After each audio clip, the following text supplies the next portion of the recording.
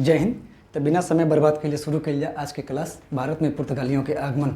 असल में जे पिछला क्लास देखले हुए जाके जे नहीं देखले जाके देख ले यहाँ से ओमे बतौले बने एक कैसे लूटले ना भारत के। अब भारत के छोड़े पूरा एशिया महाद्वीप और पूरा अफ्रीका महाद्वीप और पूरा एशिया महाद्वीप के लूट के ले गए ना कुल। लूटल तो छोड़ा मर्दे आदमी के दास बना के ले गए ना कुल। महिला बच्चन के लड़किन के रेप कैले ना कुल। जब बूढ़ आदमी रहल तो के मार दिले ना कुल। जवान आदमी के लगभग एकदम दास बना के छोड़ दिले ना कुल। तो पहला वीडियो में जाके देखबे तो पता चले कि भारत के अस्तित्व में का रहल तो का बना के चल गए ना सभी। अगर कहल जाला हरामखोर अगर कोनो इसमें उस समय दुनिया में बताओ तो रही ना कि इसमें जैसे दुनिया में दो देश बने सब, एगो अमेरिका और रूस सबसे ताकतवर देश बने सब आपस में को लड़े ना कुल। हालांकि शीत युद्ध मतलब इसमें तो नहीं बार, लेकिन 1945 से 1990 के बीच में शीत युद्ध भइल रहा है। तो आपस में को गोली नहीं चलो ना कुल एक दूसरे के खिलाफ, लेकिन लाखन जान मतलब बर्बाद लेके चले गए ना कुल। मतलब जे अमेरिका की तरफ जाते कि रूस मारे, जी के रूस की तरफ जाके अमेरिका मारे। तो वो समय जन रहा है तो है ये पुर्तगाल है यही के पुर्तगाल कहल जात रहल। और हई जन बात है दू क्षेत्र बटल रहल तो के कैस्टिले कहल जात रहल, के अरागान कहल जात रहल। और यही दोनों के मिला के आज वर्तमान में स्पेन कहल जाला। तो उसमें ना यूरोप में सबसे मजबूत देश रहना कुल। हालांकि मजबूत देश में उसमें भारत भी रहल। भारत में इसमें लगभग दिल्ली सल्तनत चलत रहना कुल। और उसमें तो देखब तो 1505 यानी लोधी वंश चलते रहल। कहाँ से 1526 में तो भारत में मुगल के आक्रमण हो जाला बाबर द्वारा। अब भारत में मुगल वंश शुरू हो जाला। वो शुरू कर लिया मुगल काल। एक अगला वीडियो जनाई वो मुगल काल पर है। हालांकि एक पहले डच भी है कुल, लेकिन एक कंबाइन करके लेके चलब कि एक समय अगर हिन्ने का होत रहल तो उसमें बीच में का होत रहल। कहाँ से अगर इतना आदमी साथ में लेकर चल के पढ़ी ना तो बड़ा चीज़ आसानी से समझ में ही है कुल। असल में इतिहास में जगह ही तो गड़बड़ हो जाला कि उत्तर भारत में का चलता रहता, दक्षिण भारत में का चलता रहता। तो यूरोपीय कंपनी है ना कुल, तो उसमें भारत के का राजा का करते रहना सब। तो जब इस समय दोनों रहना सब बतौले नहीं ना कि उसमें आधिपत्य कर लेना कुल है या उत्तर अमेरिका बा या दक्षिण अमेरिका बा। पिछला वीडियो में सारा चीज़ बतौले बनी, तो मतलब आज के बताओ जरूरी नहीं बा। जी देख ना देख ले तो जाके देख लिया जा, बहुत कॉन्सेप्ट क्लियर हो उनमें। तो जब ये फ्रांसिस्को जी अल्मीडा आयल ने 1505 में ये गवर्नर बन के, अब देखो पहले लुटेरा बन के और लेना कुल। अब वो एक जनताजा रहा इमैनुअल वो लुटेरोन के अब एक तरफ से समझा पदवी दे दिलस। अब पदवी भी दिलस तो गवर्नर के पदवी, राज्यपाल के पदवी दे दिलस। अब पदवी में जब लेके आयल तो साथ अपन लड़का लेके आयल जाने के नाम रहा लॉरेंको डी अल्मीडा। तो जब आयल ना तो अते ही जैसे तो ही जाए एक जगह बजाने के नाम है किलोआ यानी कि तंजानिया में है।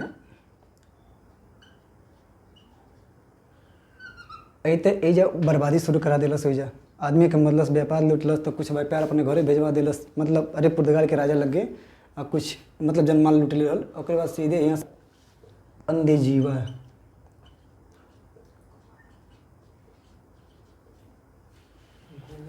अंदेजीवा में एक अपन कोठी स्थापित कैलस जन सैन्य दुर्ग कहल जाला। कोठी मतलब कि अरे माल किन के अपन उजा रखा, जैसे नहीं बतौले नहीं पिछले वीडियो में कि अगर मान लो आदमी यहाँ के गाँव स्तर पर देखब तो कहीं मेला उला लगेला तो जन अपन सामान बेचे वाला रहना सब जाके अपन टेंट लगा देना सब वजह सामान अपन बेचे ना सब। तेन टेंट लगाना सब एक दिन के बाद रहेला।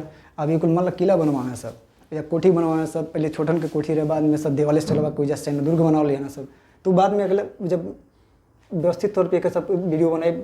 अब व्यवस्थित तौर पर का एक जब नोट्स बनवाल जाए तो नोट्स में सारा चीज निकली। डच में भी आई, फिर इंग्लैंड वाला तो मतलब पूरा बर्बाद करके चल गई ना कुल। तो अंदेजीवा में ई लूट मार कैलस, वहाँ कोठी स्थापित कैलस। तो वहाँ से टेंशन नीचे आयल थे कोचीन। तो एक कोचीन में भी यह काम कैलस, लूट मार कैलस, अपन कोठी स्थापित कैलस, व्यापार कैलस। गवर्नर बन के आयल, सैन्य दुर्ग सब स्थापित करते रहना कुल। फिर कोचीन से नीचे में आयल एक कन्नूर है, कन्नूर में भी यह काम कैलस। तो मान लो लगे सैन्य दुर्ग ताकत ज़्यादा रहल ना, मान लो तोप रहल, बंदूक रहल।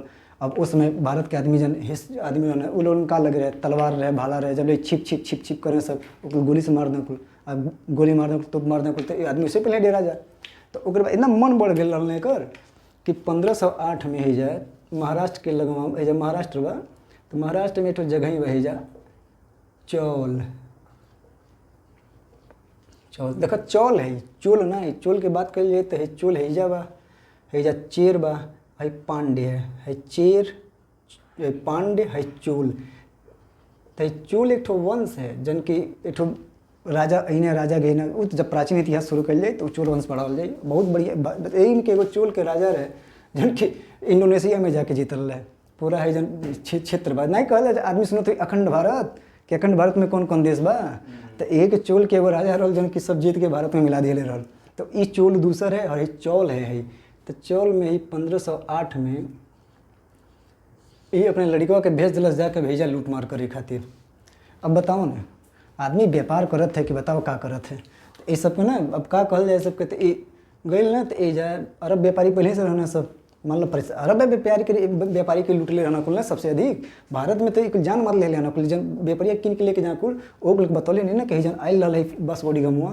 तो दूसरी बार जब आयल रहा 1502 में बतौनी ना कि 400 आदमी के जहाज जात रहा, वो मेरी जहाज के कहल जाता रहा, हज यात्रा पर जाता रहना कुल, हराम करो कुल के जला दिया सोई तरह।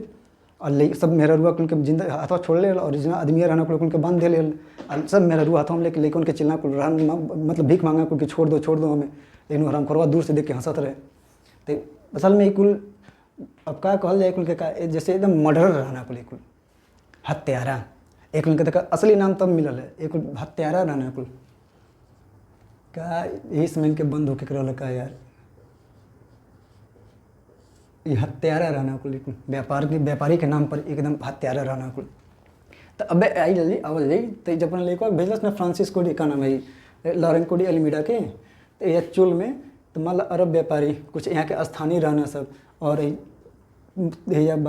तुर्की के कुछ आदमी मतलब तुर्की व्यापारी भी रहना सब, अरब रहना सब, मिस्र के या मामलुक वंश रहना सब, वो ये सब मिल के असल में अब अकेले पड़ गए वहाँ से। अब मान लो ये सब मिल के एक लड़का को मार देना कुल, अरे मार देना कुल, जान से मार देना कुल। तब ना या राजा फिर के वापस बुलाता है यहाँ से कि ते वापस चल जाऊँ, हे के बुलाता तो कहता नहीं हमारे लड़का के मार दे बना कुल जान से, बिना मतलब छोड़ब नहीं। तो वहाँ से वो संदेश भेजवला से चौल में कि जिसने मुर्गी का चूजा खाया है उसे मुर्गी को भी खाना पड़ेगा, अगर अन्यथा उसे उसका दाम चुकाना पड़ेगा। यानी मतलब ये रहल कि जे एक लड़का के मरले बाटे वो एहू के मारे, आ नहीं तो फिर ये लड़का के मरले के जन हरजाना बाटे वो हरजाना चुकावे। तभी कुल नहीं मनना कुल। तो फिर 1508 में के कहल चौल का युद्ध कहल जाला। तो 1508 में चौल का युद्ध, और मतलब राजा बोलोरस तो गए नहीं, तो बदला लेवे खातिर 1509 में है जा दीव बा।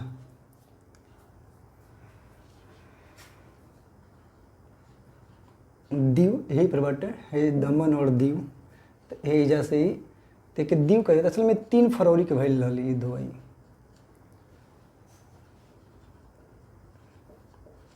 3 फरवरी के भइल, और ये 3 फरवरी के युद्धों में जन अल्मीडा बाटे एक साथे मालूम बा कि उस समय ने है पूरा जन है क्षेत्र रहल ने एक हिंद महासागर में ये पुर्तगाली आधिपत्य हो गई रहल। कहाँ से जब आयल रहल ना, तो देखिए एग्जाम में सवाल सीधे पूछेगा। तो इस समय इसने एक नीति चालू किया था जिसे कहते हैं ब्लू वाटर पॉलिसी।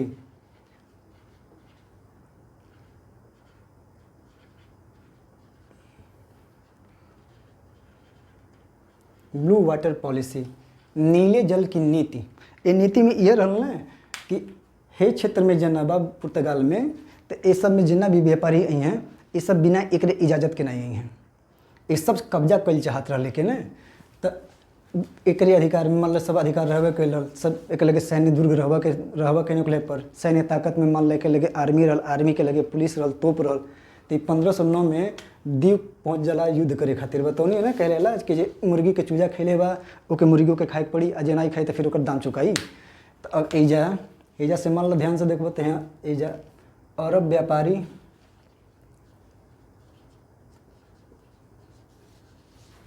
मिस्र के मामलुक वंश रहना सब,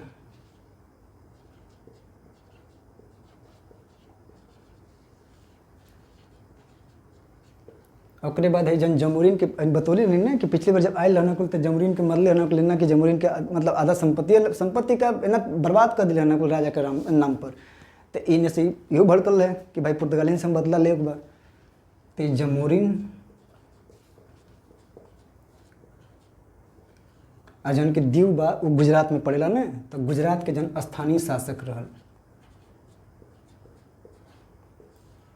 गुजरात के शासक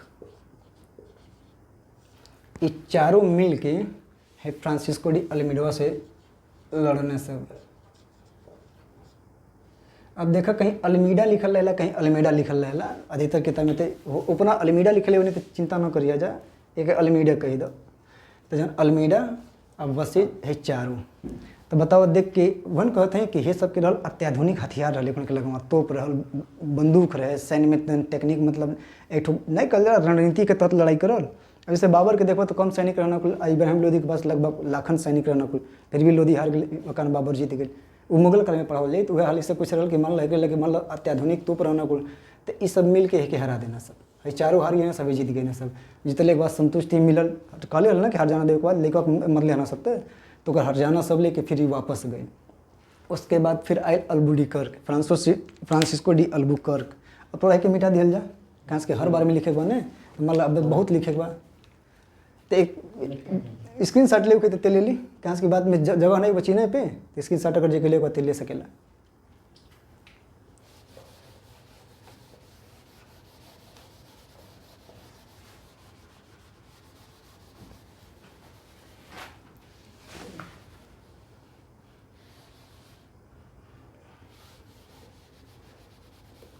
हत्यारा रहे तो ये हत्यारा रहना कुल पूरा एकदम।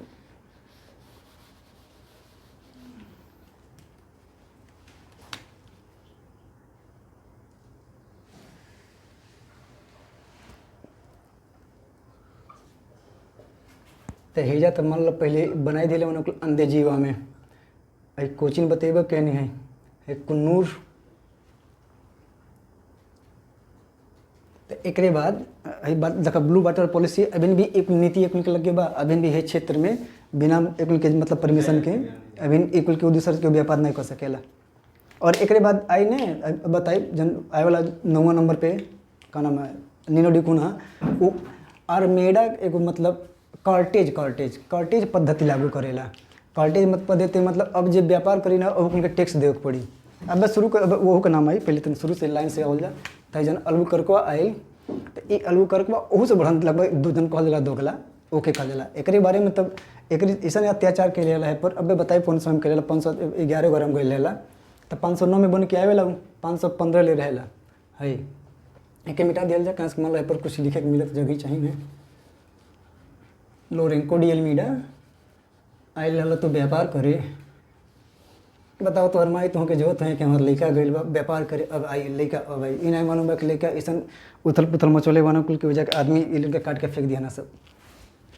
तो शुरू कर लिया अल्फांसो डी अल्बुकर्क 1509 में आयल। तो ये अते ना ये बताओ इतना दुष्ट है कि 1510 में है कहीं गोवा के नीचे मतलब अंधेजीवा रहा है। और भाई गोवा जन रहा है उस समय बीजापुर के जन शासक रहा है ओकरे अधीन रहा है, जौन कि यूसुफ आदिल शाह कहल जात रहा है।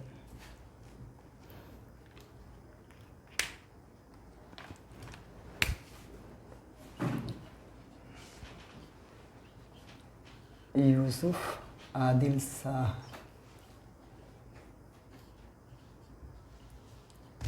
वहाँ के राजा से अते वहाँ से छीन लेला। अब बताओ असल में जितने के क्या वजह रहे कि असल में भारत में जना ही सब रहना सब ना, तो वो लोगों में एकता नहीं रहे, जैसे राष्ट्रवाद की भावना की कमी रहे। और ये लिए जब पूर्व वाला जब पीटा तो पश्चिम वाला हंसे, पश्चिम वाला पीटा तो उत्तर वाला हंसे, उत्तर वाला पीटा तो फिर दक्षिण वाला हंसे, और दक्षिण वाला पीटा तो पूर्व वाला हंसे। बस ये हाल बा कि वो के मारता तो इनके देख के हंसी आवता, बस एक फ़ायदा सब ले बने सब दिल्ली सल्तनत भी वह काल रहा है, ब्रिटिश के, पुर्तगाल के, फिर मुगल काल में जितना जन आयल बने सबने। अगर भारत में एकता रहत नहीं तो केहू जन टिकल नहीं रहते लोग, लेकिन एक राजा दूसरे राजा से जलत रहे। और सच बताएं तो आज भी ये कुल चलेला भारत में का दुनिया में चलता, लेकिन क्या करबो हमन के मतलब अपने जगह मानी तो अपने जगह की बात कल जाए। तो जब भाई आई अल्बुकर्क के बात कहनी ना कि 1510 में गोवा के छीन लिया से, गोवा 1510 में, ओकरे बाद 1511 में मलक्का जनबा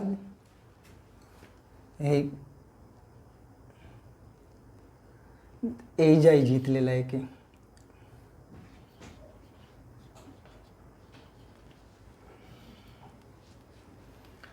ओकरे बाद अब संतुष्ट नहीं बना कुल, अब इनसे ध्यान से देखो तभी हिन्ने ही है कुल, तब इन्हें मस्कट आवे ना कुल है जन ओमान बा, तब मस्कट पे आके एजा आक्रमण करी, फिर मस्कट के फिर जीत जाई।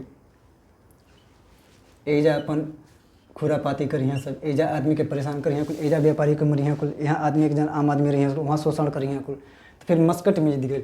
ओकरे बाद फिर अभी भी संतुष्ट नहीं बटे, तब 1515 में हई बिंदु ध्यान से देखिए, हई बिंदु हई है पूरा तुहार लाल सागर हई है तुहार ओमान के खाड़ी, और हई जन दोनों बीच में से जगह बचल बने, असल में दू गो जलधारा बढ़न बने तो एक मिलन बिंदु है, एक के कहल जाला जल संधि, तो यह है हारमुज के जल संधि।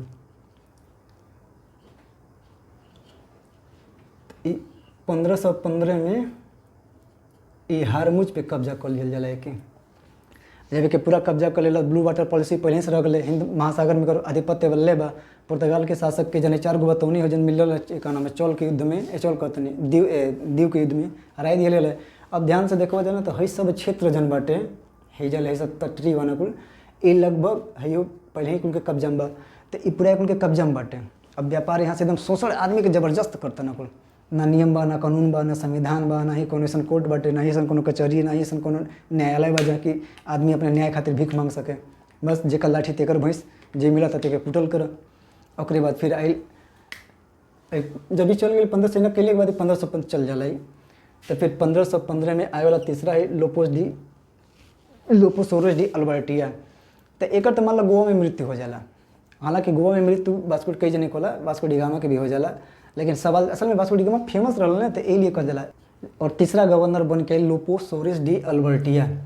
तो ये कुछ ज़्यादा काम नहीं के लिए, बट असल में एक कोलंबो जन सिलोन रहल है जा, तो आ श्रीलंका कहल जाला, उसमें सिलोन कहल जाता है। लेकिन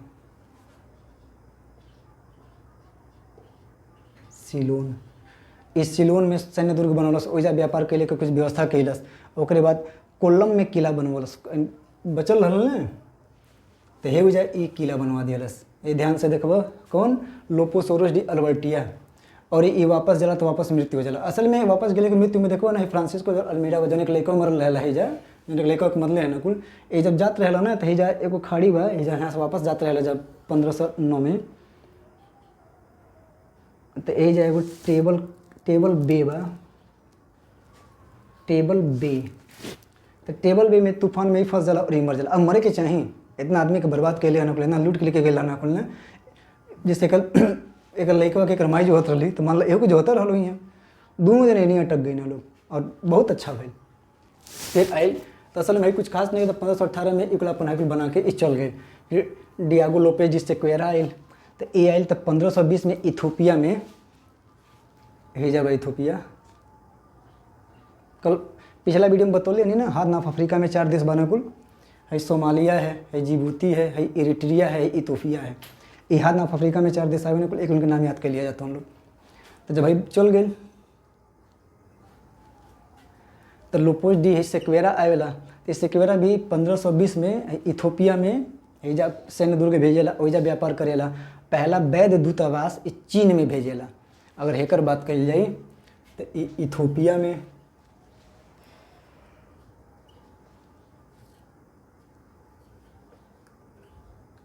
चीन में, ओहिमे ध्यान से देखल जाए तो ओहिमे भेजल जाला पेंगू जन रहेला, ओके म्यांमार के जन म्यांमार बा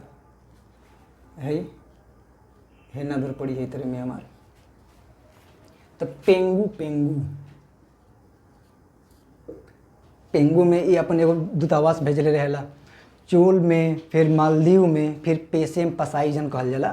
तो ये सब में किला बनवले रहल।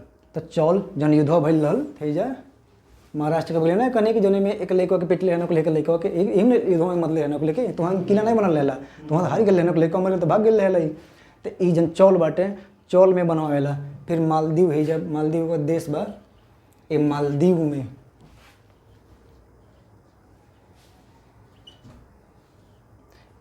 में अपन का नाम है दूतावास भेजेला, किला बनवाएला, व्यापार करे खातिर चलेला। आ फिर वापस चल जाला, ई पुर्तगाल सही सलामत पहुँच जाला है जब सेक्वेरा पहुँच जाला। फिर आएला डुआर्टे जी मैनेजेस, तो एक बर्खास्त करके भेजले बुलौले है ना कुल, ये पुर्तगाल गए ला आए ला ना, तो एक बर्खास्त कर देना ले जा। ऐसा कुछ काम कैल है, बहुत गलत काम कैल रहल, गलत तो सब काम करते ना, लेकिन उसे पकड़ नहीं रहल एक सच बताई है ना, नहीं तो बर्बाद तो हुकुल कैले है ना कुल, लुटल तो हुकुल ना कुल ना। तो जब ये आयल ना, तो ओकरे बाद टेंजियर जन बाटे, अफ्रीका में टेंजियर बा। तो अफ्रीका में टेंजियर में का कप्तान बन रहा पहले, अपनी की निवेशिक अधिकारी रहला। असल में 1524 में वास्को डी गामा द्वारा गिरफ्तार करके भेजल जाला है देखत रह वास्को डी गामा जन लूट के ले गेल रहेला तो ई एक गिरफ्तार को देला, गिरफ्तार करके के भेजल जाला। ई नॉर्मल नहीं गेल रहेला, एक आगे लिख दे गिरफ्तार। आ ओकरे बाद 24 में चल जाला तो फिर वास्को डी गामा आवेला। असल में पहली बार आयल रहल तो लुटेरा बन के आयल रहल, लुटेरा बन के हत्यारा बन के आयल। अब दूसरा बार आयल तो बड़हन हत्यारा बन गई। अभी गवर्नर नहीं बनल बा, ये तब हो गल गवर्नर बन के आवत ना को देखत ला फ्रांसिस्को डी अल्मीडा बा, अल्फांसो डी अल्बुकर्क बा, लोपोस ओरेडी अल्बर्टिया बा, डियागो लोपेज सेक्वेरा बा, डुवाल्टो डी मेनेजेस बा। ओकरे बाद नहीं आवत वास्को डी गामा, एकरे पहले गवर्नर बन के नहीं आयल रहे। ई आवेला दिसंबर में मर जाला तो एकर समाधि बना देना सब गोवे में, बताओ। फिर हेनरिक डी मेनेजेस आवेला 1525 से 1526 तक ले। तो ये कोनो खास काम नहीं करेला, एकर कन्नूर में मृत्यु हो जाला। जन कन्नूर बा तो एजा एकर मृत्यु हो जाला। तो फिर जब चल जाला तो ओकरे बाद आवेला है लोपोवाज डी सैम्पाइयो। तो ये कोनो खास काम नहीं करेला। जैसे मलक्का के कप्तान रहेला, माहिम का किला गुजरात के शासक से छीन लेला, तब जब निजामुल से लड़त रहेला। माहिम के किला बा गुजरात में, एजा के किला छीन लेला। एजा कब छीन लेला? जब एजा के शासक नहीं कनी यूसुफ आदिल साहब से 1510 में छीन लेला। तो जब एजा के शासक लड़ने में व्यस्त रहने को रही, तब वो समय जन बाटे रही तो ई ससुर जाके पर कब्जा कर लेला। देखा तो उनके दिमाग, हाँ? तब कब्जा कर लेला। ओकरे बाद का उत्तराधिकारी जन रहा एक पेड्रोस मैस कर रहे वो सरकार नहीं दिला कि नहीं, तो एहू के गिरफ्तार करके कैदी के रूप में के वापसी भेजल जाला। के जन बाटे ते के कैदी के रूप में वापसी भेजल जाला। के हालांकि गिरफ्तार करके हो के भेजल गया बा, एक कैदी बना के भेज दिया जाला। ओकरे बाद आए वाला भारत में जन सबसे महत्वपूर्ण जने के कहल जाला वो है नीनो डी कुन्हा। इतना सवाल बनेला से हर एक एग्जाम के सबसे महत्वपूर्ण अगर पूछल जाए तो वास्को डी गामा तो बल्ले बा। ये पूरा अगर गवर्नर जनरल में जन सबसे महत्वपूर्ण कोनो गवर्नर जनरल बा तो वो है नीनो डी कुन्हा। जबरदस्त सवाल पूछेला मर्दे। दरोगा भी कोनो लेवल के थी लेब तो कि स्टेट PCS में पूछी, UP SSC में पूछी, UPSC के फेमस पसंदीदा व्यक्ति है। बहुत क्वेश्चन पूछेला ऐसे, एकदम झाड़ झाड़ के पूछेला। असल में कामों तो इतने कैले भाई, बहुत काम कैले बा। असल में जब ये कुल मलक्का नहीं बतौनी है तो मलक्का में असल में एक सतवा एक इतिहासकार रहेला, ओकर देखा का नाम रहेला जोआओ डी बैरोस। असल में सबके नाम बड़ा टेढ़ रहेला ना भाई। जो आओ डी बैरोस,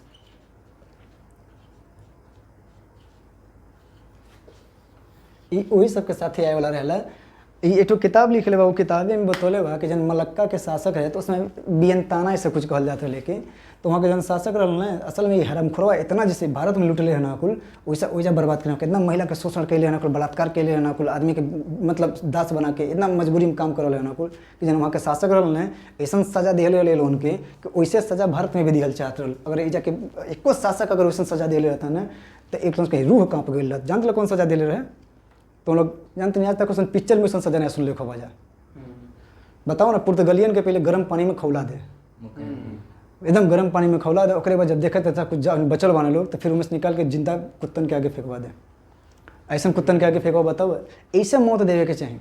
अगर ऐसे मौत अगर भारत में अगर दिहल गई रहत न तो शायद उनके रूह काँप गई रहत। जोआओ डी बैरोस मतलब इनके किताब जाके पढ़ लिया जाए, नहीं तो गूगल पे जाकर सर्च सोच कर लिया जाए। इन्हीं के मतलब एक कथन है कि ये सारा चीज़ यहाँ भइल बा। गर्म पानी में पहले इन लोगों के जिंदा फेंक दो, जब देखा कि अब मरे वाला बनल तो फिर निकाल के कुत्तन के आगे फेंक दो। ऐसे काम अगर भारत में भइल रहत ना, समझा कि आज हमन के बर्बाद नहीं रहती। कि इतना गरीबी मतलब भारत में कब रहत। चलो एक काम कब पूछे देखल जा, एक का काम कैले बा जने से सवाल पूछल जाला। ये 1529 में जन बाटे ये दमन जोने के हे जब दमन है तो दीव रहल है जा जन बाटे दीव है जन है ये दमन। दमन कौन है? नीनो डी कुन्हा। तो ये ओके जाके लूटेला, एक लूटेला इस सहरिया के जलावेला। अब देखा मतलब कौन हिसाब से कहते यार कि किताबें में कुल के महान लिख के ना तो आदमी के कपारे चढ़ा दे बना सभी। बताओ ना, दमन में जाके सहरिया जरा देता, अब जाके आदमी को बताओ कितना जरौले हुई शहर जरा दिलस। और बाद 1533 में गुजरात में एगो जगह में बसरा,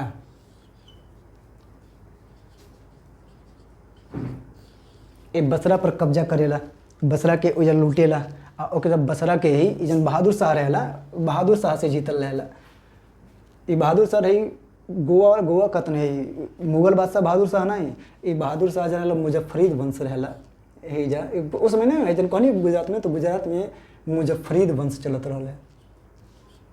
मुजफ्फरीद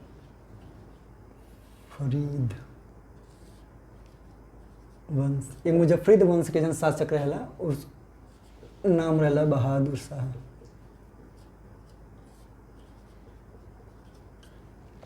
ते बहादुर शाह से जन बाटे 1533 में बसरा,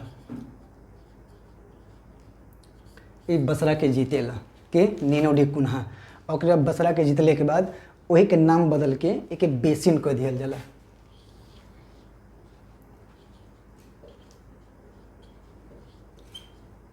एक बेसिन कह दिया जाला। आज वर्तमान में एक बेसिन कह, बेसिन के बहुत संधि भइल बाने कुल मराठा के काल में भी देखबा जा। तो बेसिन इसलिए बतौनी है कहाँ से कि बेसिन बहुत इंपॉर्टेंट बाटे। कहाँ से कि नॉर्मल दरोगा रोग में बहुत कम पूछे, ये सब मतलब स्टेट पीसीएस के सवाल हो सब, ये सब जितना बताते हैं, ये सब ऑनलाइनर क्वेश्चन नहीं बल्कि एक बेस पे तो के मेंस में भी काम है। कुल जितना मेंस लिखबा जाने ये सब मेंस में भी काम है यहाँ कुल। और बाद ये नाम बेसिन बदल दे रहा तो दीव और बॉम्बे पर भी कब्जा कर लेला। दीव में मान लो लुटले ही रहे कुल एक पर, फिर दीव और जन बॉम्बे बाद आज जन मुंबई कहल जाला, तो एहू पर कब्जा कर लेला। मुंबई और यह जन रहेला ये कार्टेज पद्धति लगावेला है हिंद महासागर में ये कार्टेज पद्धति।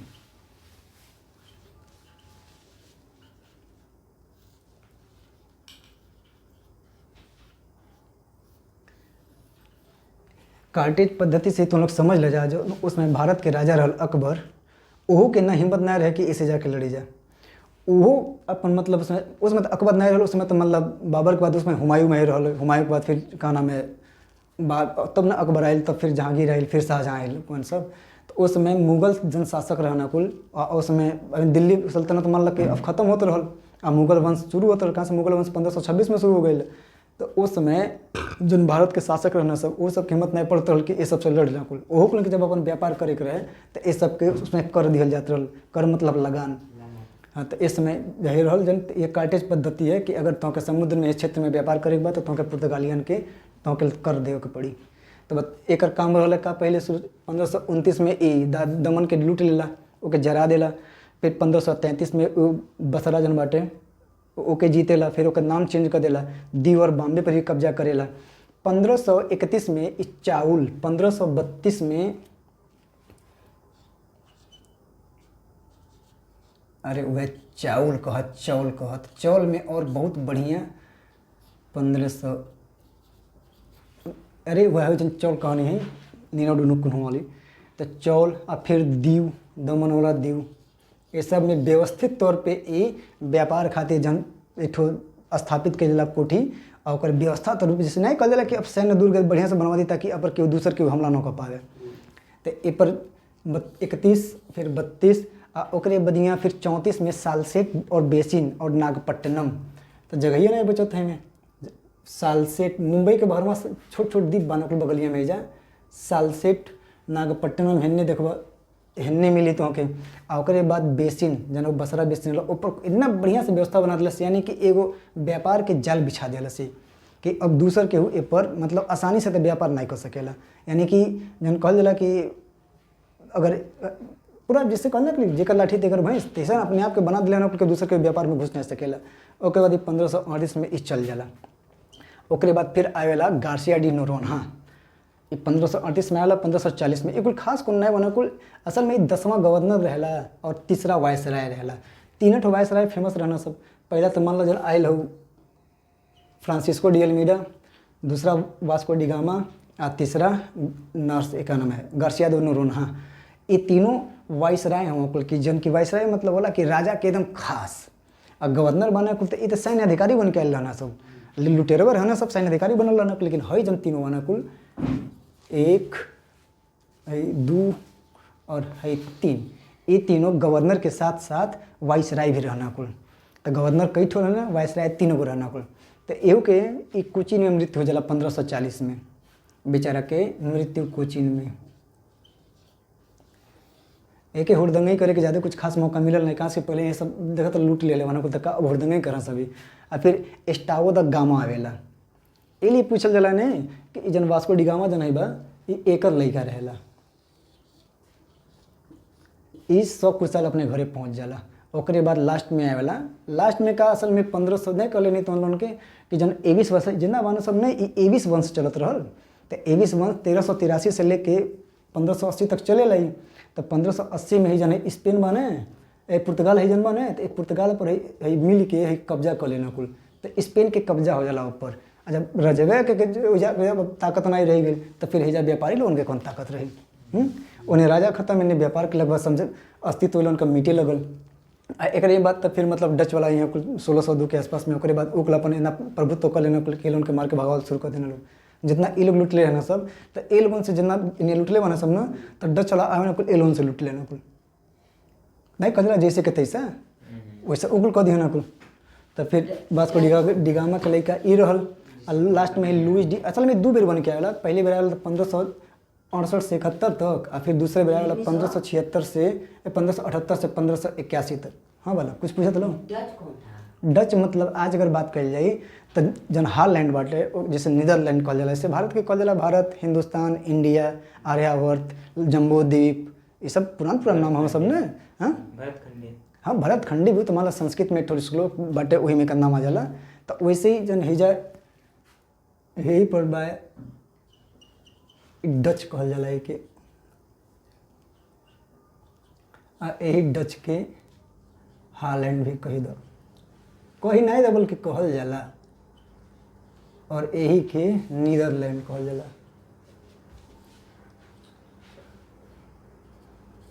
नीदरलैंड तो एक सब असल में उन्होंने कहनी है कि जब 1580 में जब पुर्तगाल पर स्पेन के कब्जा हो जाला तो फिर एजा एलोन के समझा कमर की हड्डी टूट गई। जब कमर की हड्डी टूट गई तो फिर लगभग एलोन के अस्तित्व खत्म होखे वाला बा। तो लगभग 1581 और 1602 में उकलाए वाले सब। तो उकल जन बचा था 22 साल में थोड़ा और तनी मनी खुरपाती करे ना लोग, और बाद कहानी खत्म हो जाला लोगन के। तो बस ये सब के नाम, ये सब में सबसे अधिक इंपॉर्टेंट रहेला Francis Almeida, Albuquerque, Vasco D गामा, नीनो डी कुन्हा, 4 लोगन के। यही 4 लोगन के बढ़िया से पढ़े के बा। और एक बाद वीडियो जन आई का डच पर लेके आई हे वाला पर कि जन भारत में मुगल काल शुरू हुआ, मुगल काल बाबर वाला बाबर पर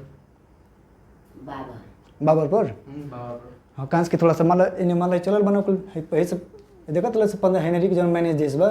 तो ये 1526 में मरा था। आई लोपोजिट सैम्पायो जब आवा था तो 1526 से देखा तो नहीं। तो ये 1526 में भारत में वो मुगल के, हालांकि वो तो मुगल जन रहे ना सब, मुगल मतलब ने मंगोल, फारसी में मंगोल के ही मुगल कहल जाला ने। तो यह मंगोल कहते हैं। जब मुगल अने से 1526 में बाबर आयल, जब यहाँ से जीतल शुरू कैलस, तो ये समय काल है। तो चलो अगला वीडियो जनाई नहीं तो फिर मुगल पे लेके चले आओ तो नहीं। अब मुगल के जब बढ़िया से, अब मुगल में खाली बाबर के शुरू करब। अब बाबर असल में जानना है बोला बाबर के 10 मिनट 20 मिनट में ख़त्म कर देने लोग। इतना दिल से पढ़ाई बाबर के बारे में, कम से कम 1 से 1.5 घंटा की वीडियो आई, ओके 2-3 पार्ट में डालो, जानना है बोलो। अब हमें लेंथ बढ़ जाता ना। चलिए वीडियो बहुत लंबा हो जाएगा, इसलिए फिर अगली वीडियो में मिलेंगे। वो वीडियो मेरा रहेगा मुगल का वीडियो लेके आएंगे इसमें हम। और उस मुगल में बाबर की जन्म से लेके बाबर की मृत्यु तक, क्योंकि अगर बाबर ना आया होता ना भारत में मुगल वंश शुरू हुआ होता। तो अगली वीडियो में फिर मिलेंगे, ठीक है। जय हिंद।